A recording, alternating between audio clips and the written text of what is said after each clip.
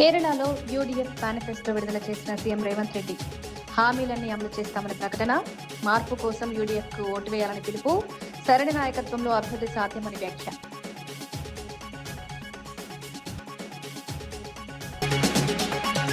అమరావతి అంశంపై కిరణ్ రిజిజును కలిసిన మంత్రి లోకేష్, అమరావతికి సహకరించినందుకు కృతజ్ఞతలు, రాజధాని అభివృద్ధిపై చర్చ, రాష్ట్ర అభివృద్ధికి సహకారం అవసరమని వ్యాఖ్య.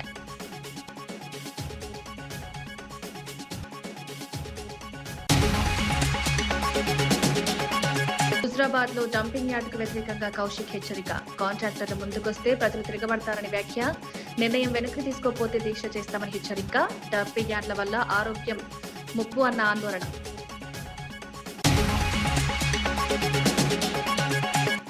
అధికారులపై మాజీ మంత్రి పేర్ని నాని తీవ్ర వ్యాఖ్యలు, 2029లో పరిస్థితులు మారతాయని హెచ్చరిక, అధికారుల వ్యవహారాన్ని గమనిస్తున్నామని వ్యాఖ్య, ప్రజలకు న్యాయం జరిగేలా పనిచేయాలని సూచన.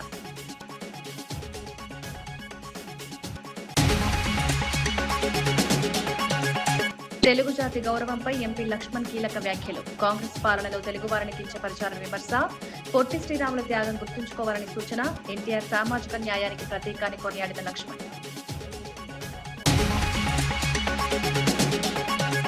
కేరళ అసెంబ్లీ ఎన్నికల నేపథ్యంలో యునైటెడ్ డెమోక్రటిక్ ఫ్రంట్ కూటమి మేనిఫెస్టోను సీఎం రేవంత్ రెడ్డి విడుదల చేశారు. స్థానిక నేతలతో కలిసి జరిగిన ఈ కార్యక్రమంలో కీలక వ్యాఖ్యలు చేశారు. యూడీఎఫ్ ప్రజలకు ఇచ్చిన ప్రతి హామీని 100% అమలు చేస్తామని స్పష్టం చేశారు. సంక్షేమం, అభివృద్ధి, పారదర్శక పాలన ప్రధాన లక్ష్యాలని వివరించారు. కేరళ ప్రజలు మార్పు కోరుకుంటున్నారని, యూడీఎఫ్ కు భారీ మెజారిటీని ఇవ్వాలని పిలుపునిచ్చారు. ఎన్నికల వేళ ఈ ప్రకటన ప్రాధాన్యత సంతరించుకుంది. యూడీఎఫ్ విజయంతో కొత్త దిశలో పాలన సాగుతుందని తెలిపారు.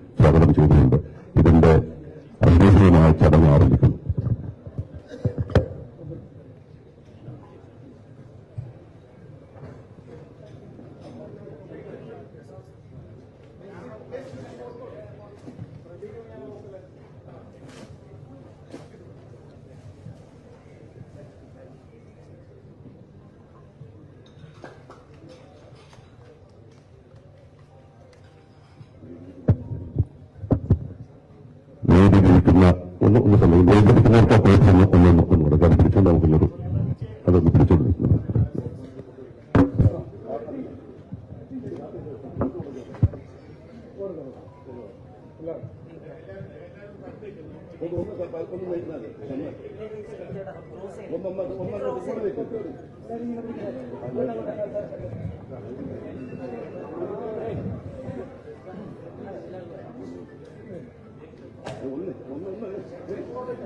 Please.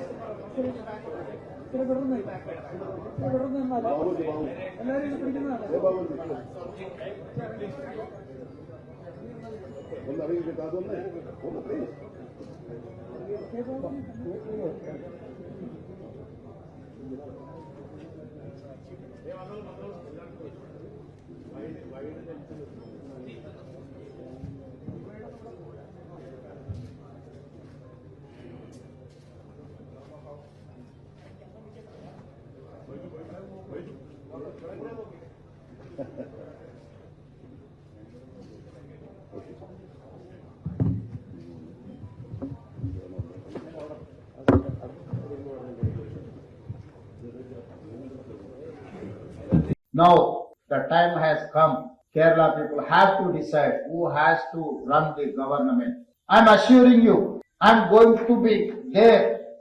I'm going to stand along with Kerala people. Next 20-25 years, I'm going to serve poorest of the poor. Whenever Kerala people request, whenever Kerala people wanted to come here, I will come. I will support Kerala people. I have 28 months experience only as a chief minister. Fortune 500 companies are in my state. GCCs are there. Pharma companies are there. You people are skilled people. All these years, you have been working for Middle East countries, Gulf countries. Why can't your own state? Earlier, we used to work for developed countries like US, any other country, in software, pharma, other different verticals. Today, my people are working for my state. They are establishing their own investment, their own companies. They are starting their unicorns. All these years, our youth were working with Google, Microsoft, Infosys, or any other company. Microsoft CEO from Hyderabad.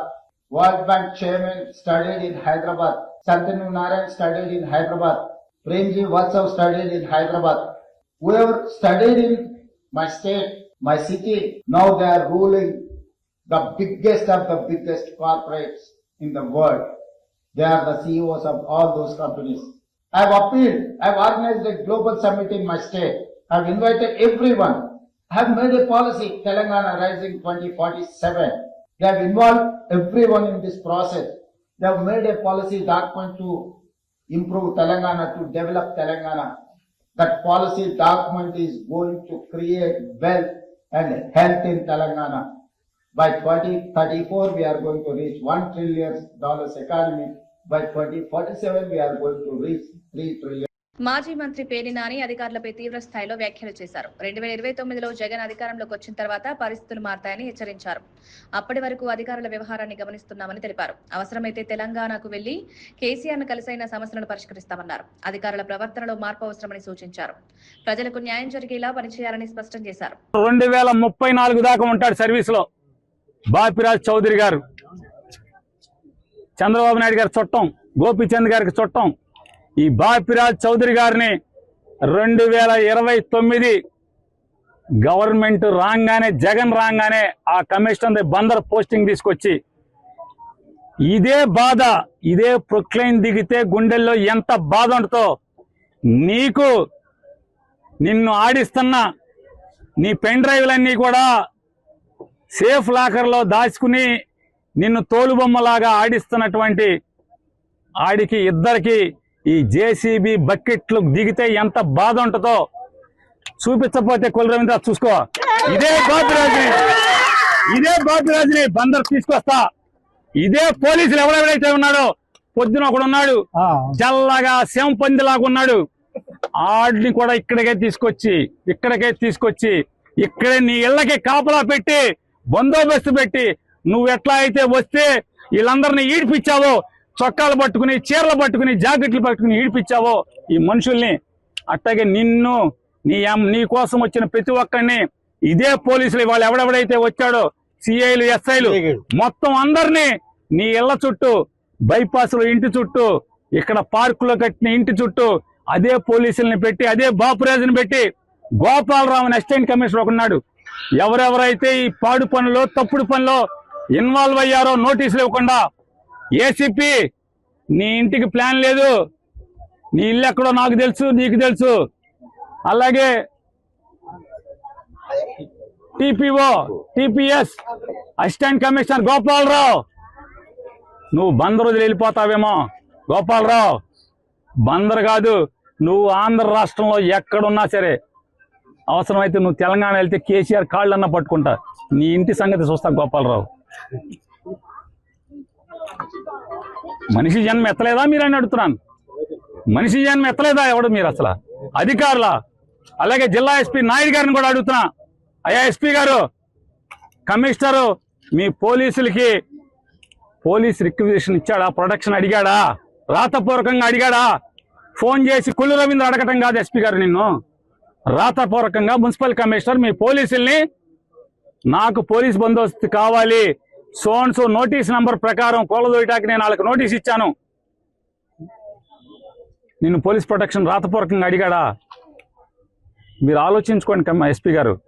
మీరు ఊరికే కొల్లు రవీంద్ర తానా అంటే తందానా అని Kollu Ravindra phone చేయగానే మీరు లేచి నుంచి పోలీసులను పంపిస్తే ఇది ధర్మమా మీ ఐపీఎస్ ఉద్యోగానికి? ఎస్పీ గారు, రాతపూర్వకంగా కమిషనర్ మిమ్మల్ని అడగడా? మీరు అడిగితే కనుక అది మీడియాకి రిలీజ్ చేయండి. మున్సిపల్ కమిషనర్ బాపిరాజు చౌదరి, మీకు మున్సిపాలిటీ నుంచి అధికారికంగా నేను పలానా చోట నోటీస్ ఇచ్చాను, ఆ నోటీస్ మీరిపోయింది, నాకు అక్కడ ఇల్లు కూలదోయటానికి పోలీస్ ప్రొటెక్షన్ కావాలని చెప్పని మీకు రాతపూర్వకమైన నోటీస్ చిలకలపూడి సిఐకి ఇచ్చాడా? ఇస్తే మీడియాకి పెట్టండి. నేను మిమ్మల్ని నోరు మూసుకోకపోతే అప్పుడు అడగండి. మీ పోలీసులను అన్నందుకు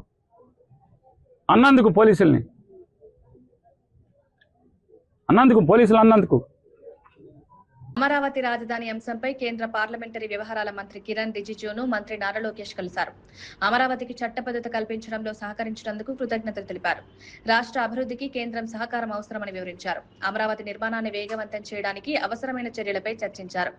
ఈ సమావేశంలో భవిష్యత్ కార్యాచరణపై కూడా చర్చ జరిగినట్లు సమాచారం.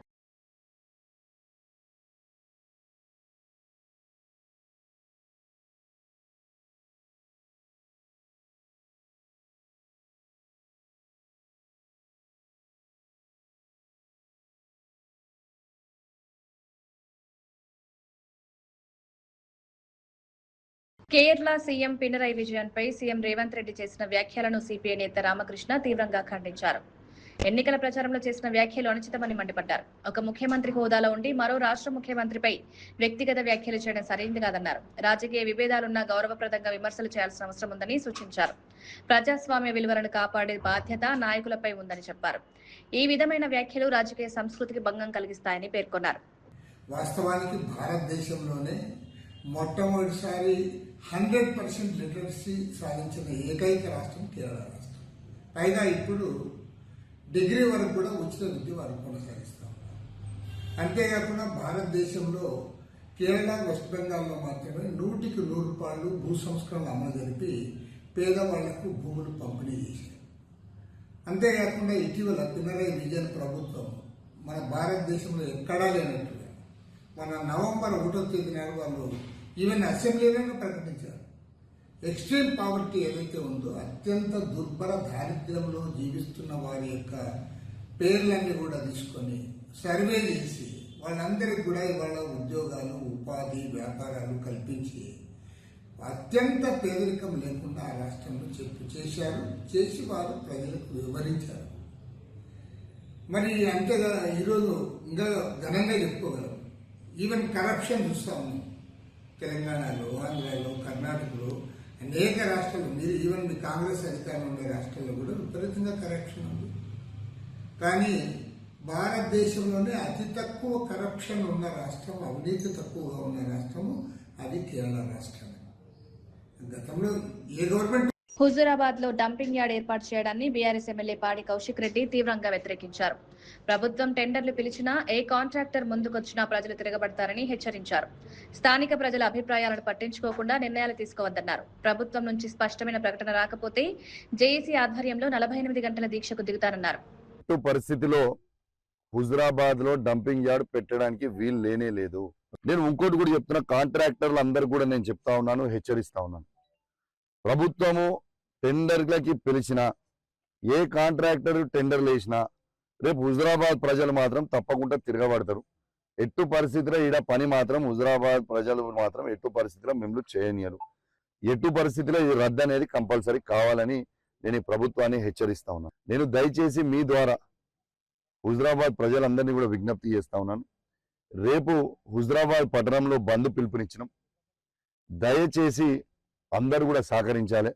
రేపు నేను ప్రభుత్వాన్ని కూడా డిమాండ్ చేస్తా ఉన్నాను, మీరు ఎట్టు పరిస్థితిలో రేపు బంద్ మేము పిలిపించిన తర్వాత మీరు గిట్లా మీ తరఫు నుంచి ప్రకటన రాకపోతే నేను 7-8 తారీఖు 48 గంటల దీక్షకి ఖచ్చితంగా జేఏసీ ఆధ్వర్యంలో ఏదైతే వాళ్ళు అక్కడ దీక్ష చేస్తారో ఖచ్చితంగా వాళ్ళకి మద్దతు తెలుపుతూ నేను 48 అవర్స్ అంటే 7-8 సాయంత్రం వరకు 7 తారీఖు పొద్దున 10 గంటలకి మొదలు పెడితే వీళ్ళ ప్రకటన రాకపోతే 8 తారీఖు సాయంత్రం 5 గంటల వరకు ఖచ్చితంగా దీక్షకి ఆడనే కూర్చుంటా, ఆడనే పనుకుంటా. బీజేపీ ఎంపీ లక్ష్మణ్ తెలుగు జాతి గౌరవంపై కీలక వ్యాఖ్యలు చేశారు. కాంగ్రెస్ పాలనలో తెలుగు వారిని కించపరిచే విధానం ఉండేదని విమర్శించారు. అమరజీవి పొట్టి శ్రీరాములు త్యాగంతో ఆంధ్ర రాష్ట్రం ఏర్పడిందని గుర్తు చేశారు. తెలుగు జాతి చరిత్రను ప్రతి ఒక్కరూ తెలుసుకోవాల్సిన అవసరం ఉందన్నారు. సామాజిక న్యాయానికి ప్రతీకగా ఎన్టీఆర్ నిలిచారన్నారు. సాధారణ ప్రజలను రాజకీయాల్లోకి తీసుకొచ్చిన నాయకుడు ఎన్టీఆర్ అని కొనియాడారు. హైదరాబాద్ ను ప్రపంచ స్థాయికి తీసుకెళ్లిన వ్యక్తి చంద్రబాబు అన్నారు. మోదీ ప్రభుత్వం విభజన హామీలను అమలు చేస్తోందని తెలిపారు. 11,000 కోట్ల రూపాయల నిధులు కానివ్వండి, ఈ రకంగా మరి విభజన హామీలన్నీ కూడా నెరవేరుస్తూ ఈరోజు ఆంధ్రప్రదేశ్ అభివృద్ధి పథంలో ఈరోజు నరేంద్ర మోడీ గారు, చంద్రబాబు నాయుడు గారు ఏ రకంగా వాళ్ళకు వేవ్ లెంగ్త్తో కలిసి ఈ రాష్ట్రాన్ని ఈ వికసిత భారత్ను సంకల్పం చేయడానికి వాళ్ళు సహకారం చేయడానికి ముందుకు పోతా ఉన్న సందర్భంలో 2019లో మళ్ళీ ఈ పిల్ల కాంగ్రెస్ అధికారంలోకి రావడము, ఏ రకంగా మళ్ళీ ఆ రోజు మళ్ళీ 3 రాజధానులు అని చెప్పి ఆ రకంగా గందరగోళం సృష్టించడం, ఆ దేశానికి మళ్ళీ మాట్లాడుతూ ఉంటారు నాయకుడు. అసలు రాజధాని అనేది దేశానికి ఉంటుంది, రాష్ట్రాలకు ఎక్కడైనా రాజధాని ఉందా చట్టంలో అని ప్రశ్నిస్తూ ఉన్నారు. ఇది నవ్వుల పాలవుతున్నారు ఇవాళ. నేను నిన్న చూశాను అక్కడ సోషల్ మీడియాలో కొత్తగా ఆయన కాయిన్ చేశాడు. ఏంటది? మూవీ గనట. మచిలీపట్నం, విజయవాడ, గుంటూరు ఈ మూవీ గన్ ప్రజలు నవ్వుకుంటున్నారు. ఇది ఒక స్థాయిలో ముఖ్యమంత్రిగా ఉండే వ్యక్తి ఈ రకంగా ప్రజల జీవితాలతో చిలకడమాట. ఏ రకంగా ఆ రోజు మరి మాతృమూర్తులు ఆడుపరచడు ఏ రకంగా ఈ అమరావతి కోసం పాటుపడితే అటువంటి మరి చంద్రబాబు నాయుడు గారు ఆ ఆహార నిశలు రాష్ట్రం కోసం పనిచేస్తూ ఉంటే 70 సంవత్సరాల వయసులో ఆ రోజు కక్ష సాంపుల్ చర్యల్లో భాగంగా అరెస్ట్ చేసి జైలుకి పంపించి ఒక పైశాచిక ఆనందం పొందినటువంటి పిల్ల కాంగ్రెస్ పార్టీ నాయకులు ఆ రోజు I was one of the first person among the people who condemned the arrest of Tara Chandrababu and put him to jail for 50 more days, more than 50 days. ఇది రాజకీయాల్లో వైషమ్యాలు ఉండొచ్చు, విరుద్ధమైనటువంటి ఆలోచన ఉండొచ్చు, ఆ రకమైనటువంటి భిన్న అభిప్రాయాలు ఉండొచ్చు. అంత మాత్రాన ఆ రకంగా అక్రమ కేసులు పెట్టి జైలు పంపిస్తే ఏ రకంగా ఆ రోజు ఇదే పవన్ కళ్యాణ్ గారు, చంద్రబాబు నాయుడు గారు, మోదీ గారు ఒక కూటమిగా ఏర్పడి ఇటువంటి పార్టీలకు ఈ రాజకీయాల్లో స్థానం ఉండడానికి లేని చెప్పి ప్రజలను ఏకం చేసి ఆ రకంగా మరి మాజీ ఎమ్మెల్యే గోపిరెడ్డి శ్రీనివాసరెడ్డి కూటమి నాయకులపై తీవ్ర విమర్శలు చేశారు. చంద్రబాబు, లోకేష్ మాటలు ఒకలా ఉంటాయని, పనులు మరోలా ఉంటాయన్నారు. రాష్ట్రంలో కూటమి నేతలకు ఒక రాజ్యాంగం, వైసీపీకి మరో రాజ్యాంగమా అని ప్రశ్నించారు. కూటమి నేతలు చేసిన తప్పులు ఎందుకు పట్టించుకోవడం లేదని విమర్శించారు. ఇది ప్రజాస్వామ్యానికి విరుద్ధమని పేర్కొన్నారు. న్యాయం అందరికీ సమానంగా ఉండాలని డిమాండ్ చేశారు. మీడియాలో అంతా కూడా ఈరోజు ఈ యొక్క సంఘటన గురించి ఎంక్వైరీ చేసి అరెస్టులు జరిగితే ఈయనకి స్టేషన్ బెయిల్ ఇచ్చి పార్లమెంటుకి పంపించిన ఘనత ఈ తెలుగుదేశం పార్టీకి చెంది. అట్లానే ఇంకొక ఎమ్మెల్యే, రైల్వే కోడూరు ఎమ్మెల్యే అరవ శ్రీధర్, ఆయన అమ్మాయిల్ని మానభంగం చేసి గర్భిణీ చేసి ఒకటిసారి కాదు 4-5 సార్లు చేసినా పాపం అమ్మాయి మొత్తుకుంటున్నా సరే ఆయన యథాస్థితిగా పార్టీ కార్యక్రమాల్లో పాల్గొనటం కానీ, అట్లానే ఇంతవరకు విచారణ కమిటీ వేశారు. ఆ కమిటీ వేసి కూడా దాదాపు 45 రోజుల పైన అవుతా ఉంది. ఆ కమిటీ ఏమి రిపోర్ట్ ఇచ్చిందో ఎవరికి తెలియదు. నిన్న నర్సరావుపేటలో స్థానిక ఎమ్మెల్యే చదలవాడ అరవింద్ బాబు గారు ఏకంగా ఎస్పీ ఆఫీస్లో దాదాపు 10 గంటల పాటు ఆయన హల్చల్ చేసి ఏదో ఒక లీగల్ అడ్వైజర్ పోస్ట్ ఇవ్వలేదనే ఉద్దేశంతో ఒక ఐపీఎస్ అధికారి ఆయన విధులకి ఆటంకం కల్పిస్తూ ఆయన ఛాంబర్లో 10 గంటల పాటు కూర్చొని వీరాంగం చేస్తే మీరేం కేసులు పెట్టరా? ఒక కానిస్టేబుల్ని అడ్డుకుంటే వైఎస్ఆర్ కాంగ్రెస్ పార్టీ కార్యకర్త కానీ నేత కానీ విధులకు ఆటంకం కలిగించాడని నాన్ బెయిలబుల్ కేసులు పెట్టి లోపల పడేసే కార్యక్రమం చేస్తారు. అంటే మీకు ఒక రాజ్యాంగం, ఇక్కడ ఈ రాష్ట్రంలో వైఎస్ఆర్ కాంగ్రెస్ పార్టీకి ఒక రాజ్యాంగం. మీరేం చేసినా చెల్లిపోతుంది ఈ రాష్ట్రం. ఎవడు ఏం చేసినా, ఎన్ని దోపిడీలు చేసినా, ఇసుక, మద్యం, ఎవడు మీ ఇష్టం ఏది చేసుకున్నా సరే పేకాట క్లబ్బులు నడిపిస్తున్నారు చిలకలూరిపేటలో, సత్తెనపల్లిలో. ఏమి మాట్లాడరు. లోక్సభలో ఓవర్సీస్ సిటిజన్స్ ఆఫ్ ఇండియా క్రీడాకారుల అంశంపై కాంగ్రెస్ ఎంపీ చామల కిరణ్ కుమార్ రెడ్డి ప్రస్తావించారు. హైదరాబాద్ వంటి నగరాల్లో ఎంతో మంది ప్రతిభావంతులైన ఓసీఐ క్రీడాకారులు దేశవాళీ క్రికెట్ టోర్నీలో రాణిస్తున్నారన్నారు. 2024లో బీసీసీఐ నిబంధనల మార్పుతో వారు అవకాశాలు కోల్పోతున్నారన్నారు.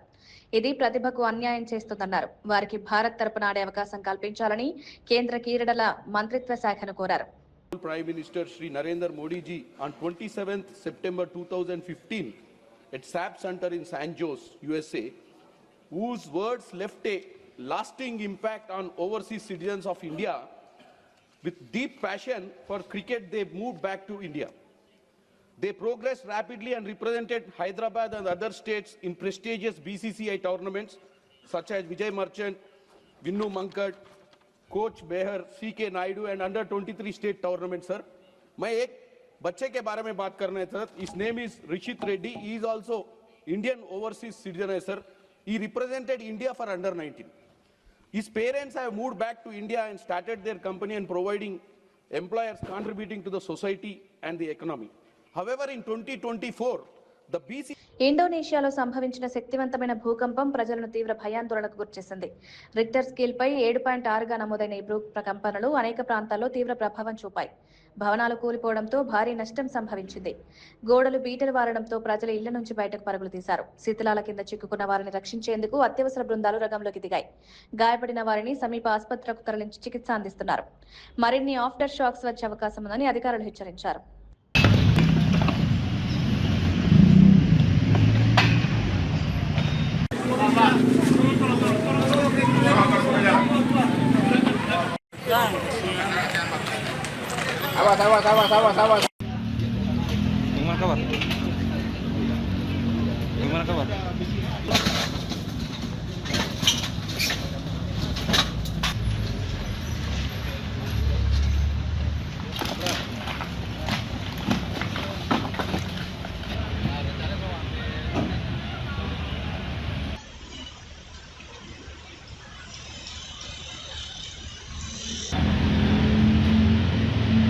పశ్చిమ బెంగాల్ ఎన్నికల ప్రచారంలో కేంద్ర హోంమంత్రి అమిత్ షా మమతా బెనర్జీ ప్రభుత్వంపై తీవ్ర విమర్శలు చేశారు.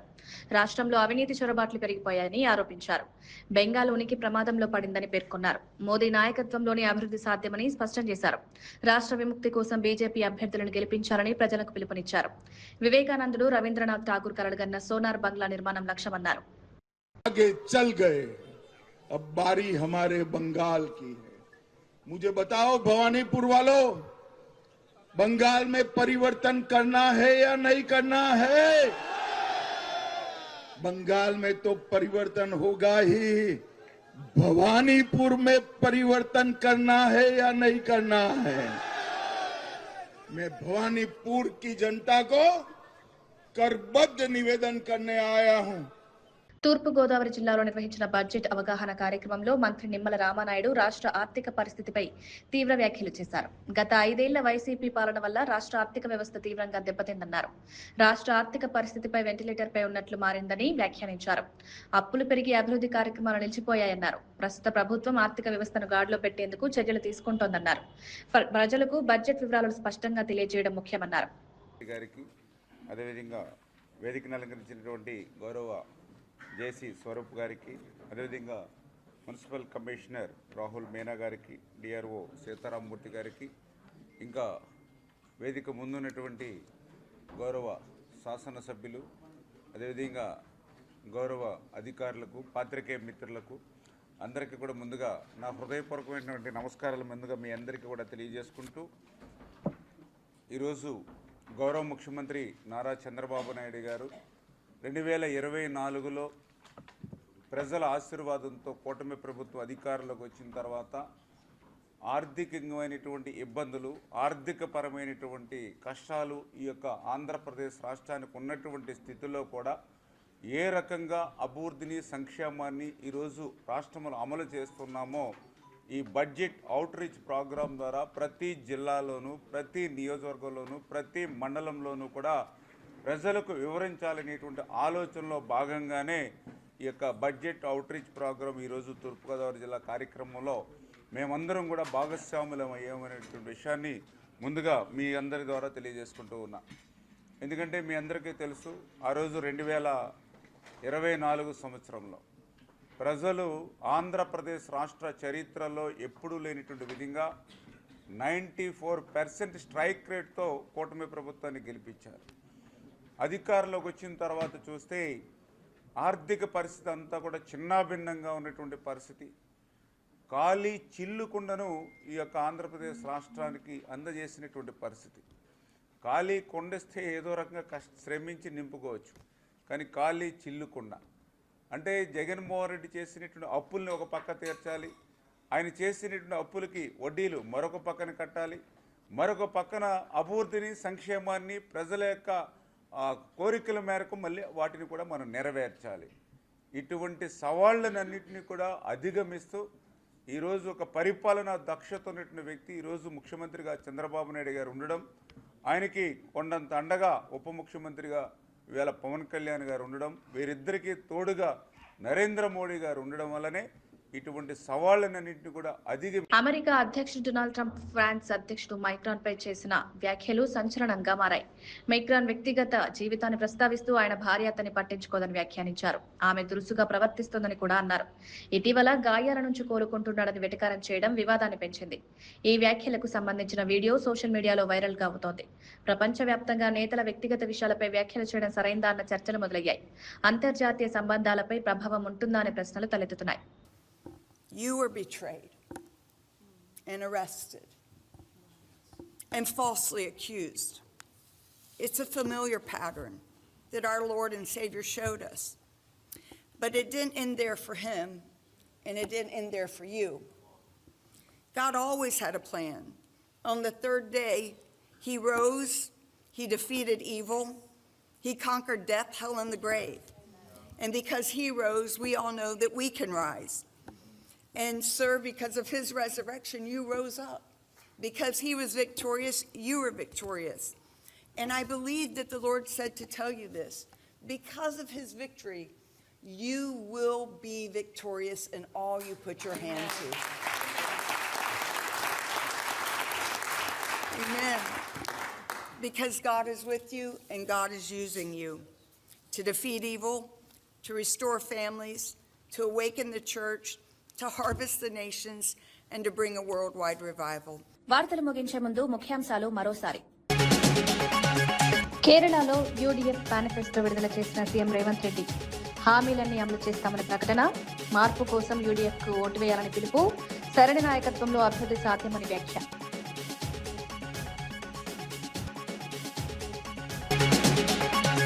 అమరావతి అంశంపై కిరణ్ రిజిజును కలిసిన మంత్రి లోకేష్. అమరావతికి సహకరించినందుకు కృతజ్ఞతలు. రాజధాని అభివృద్ధిపై చర్చ.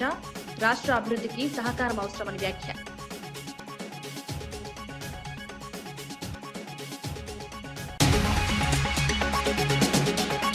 హుజరాబాద్ లో డంపింగ్ యార్డుకు వ్యతిరేకంగా కౌశిక్ హెచ్చరిక.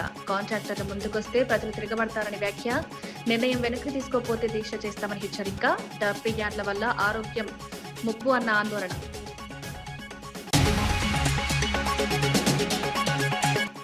అధికారులపై మాజీ మంత్రి పేర్ని నాని తీవ్ర వ్యాఖ్యలు. 2029లో పరిస్థితులు మారతాయని హెచ్చరిక.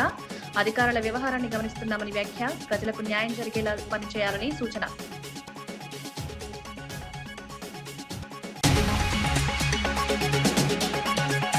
తెలుగు జాతి గౌరవంపై ఎంపీ లక్ష్మణ్ కీలక వ్యాఖ్యలు. కాంగ్రెస్ పాలనలో తెలుగువారిని కించపరిచారని విమర్శ. పొట్టి శ్రీరాముల త్యాగం గుర్తుంచుకోవాలని సూచన. ఎన్టీఆర్ సామాజిక న్యాయానికి ప్రతీకాన్ని కొనియాడిన లక్ష్మణ్.